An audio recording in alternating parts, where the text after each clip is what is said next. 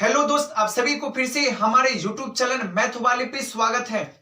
आज आपका जो टॉपिक है जो कि बहुत ही शानदार टॉपिक है, बिल्कुल आपका इंपॉर्टेंट है, जो कि आज जो है आपका बहुलक है। ये भी बहुलक जो है अपने आप में बहुत माहिर है, जो कि 5 नंबर में 100% हर एक साल 5 नंबर में आता है बहुलक। अगर बहुलक अगर बना लीजिएगा ना तो 5 नंबर मिलेगा। तो आइए एकदम बिल्कुल तरीके, बेहतरीन तरीके, अच्छी तरीके से एकदम गौर से देखते हैं और बनाती हैं सवाल को।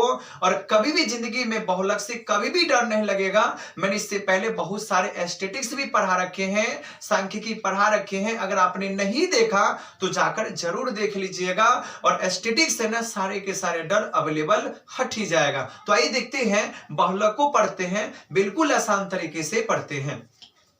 पहली बात है ना, आपको कभी भी बहुलक बनाने से पहले आपको भाई फॉर्मूला याद होना चाहिए। अगर फॉर्मूला याद हो गया तो सवाल बना सकते हो, फॉर्मूला याद नहीं है तो सवाल नहीं बना सकते हो। क्योंकि मेन चीज जो होता है वो फॉर्मूला होता है, यानी सूत्र होता है। मैंने कहा अगर फॉर्मूला अगर मैं लिखूं कि फॉर्मूला का मतलब, जैसे यहां पे मैंने फॉर्मूला लिखा, यहां पे लिख दूं, यहां पे लिखते हैं बहुलक।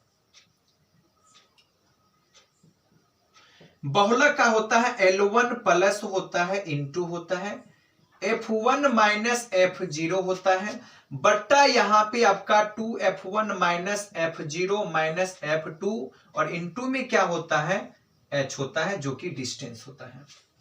मैंने कहा F1 F0 F1 F0 F2 L1 H क्या होता है सर। मैंने कहा आप तो पहले फॉर्मूला याद रख लीजिए, सवाल जो बनाना है वो मेरा काम है, समझना आपका काम है। बस वही पूरा फॉर्मूला को याद रखिएगा। क्या F1 होता है F2 में सारे बताता हूं। पहली बात है, बहुलक में जो आप F1 देखते हो ना, इस सबसे बड़ा वाला डिजिट होता है। कौन वाला? बड़ा वाला। यानी कभी भी अगर बहुलक बनाना है तो F1 जो होता है ना, F1 होता है बारंबारता का सबसे बड़ा इकाई, सबसे बड़ी संख्या मान लो। तो मैंने कहा F1 सबसे बड़ा का, मैंने कहा F1 ई है, F1 के एक बार ऊपर में, F1 के एक बार नीचा में। क्या सर ऊपर नीचा आप सिखाते हो? बिल्कुल। मैंने कहा देखिए सर, सबसे बड़ा F1 है, तो देखेंगे इसमें सबसे बड़ा F में F1 कौन है। मैंने कहा सर 20 है, तो मैंने लिखा सर, मैंने कहा ये F1 है ना। जब भी F1 मिला तो F1 के ऊपर में जाना तो F0 मिलेगा, और नीचे में F1 के आना तो F2 आपको मिलेगा। कोई दिक्कत नहीं है। अब ये सब तो पता हो गया, अब पता होना चाहिए H का मान। तो पहले कहा F1 के सामने वाला जो होता है वो आपका होता है L1। अब पता करो H का जो मान होता है वो डिस्टेंस होता है। डिस्टेंस का मतलब कितने का अंतर है। 125 और 45 में कितने का अंतर है, तो 20 का अंतर है। यानी आपका जो डिस्टेंस है 20 का अंतर, यानी H का मान कितना हो गया, 20 है ना। तो पहले यहां पर क्या लिखेंगे, पहली बात लिखेंगे चूंकि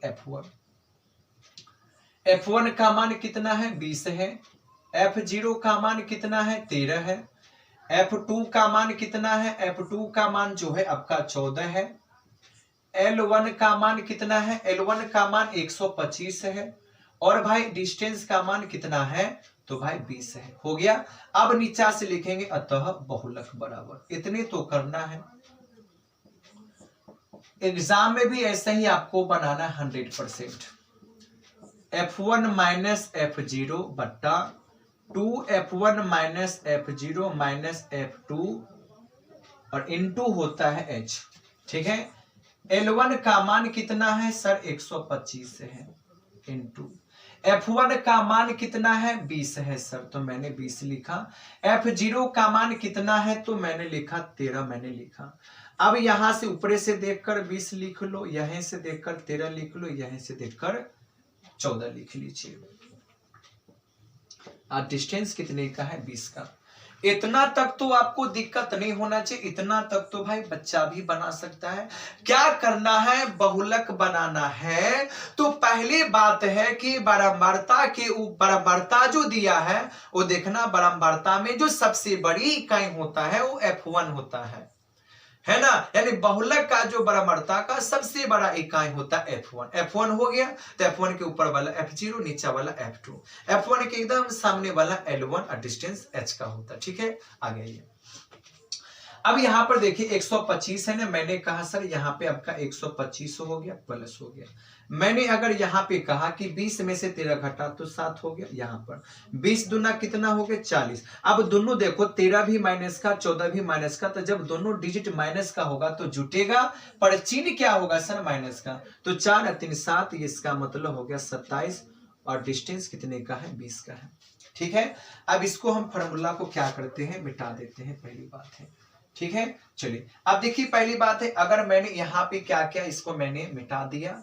अभी देखिए पहली बात है, मैंने कहा यहाँ पर 125 है तो 125 प्लस हो गया, 7 का यहाँ पे 7 हो गया। मैंने कहा कि 10 में से 7 घटा तो 3 हो गया, ये बच गया 3 में से 2 घटा तो 1 हो गया। ठीक है, और गुणे कितना हो गया 20 का हो गया। अब देखो 13 से 20 कटेगा नहीं तो क्या करेंगे सर भाग लगा देंगे, तो भाग लगा दीजिए। मैंने कहा अगर मैंने कहा 100 यहाँ पे 25 है प्लस है ना, 20 सत्ते कितना होगा 140 होगा 140। अब बट्टा कितना हो गया 13 आपका हो गया है ना।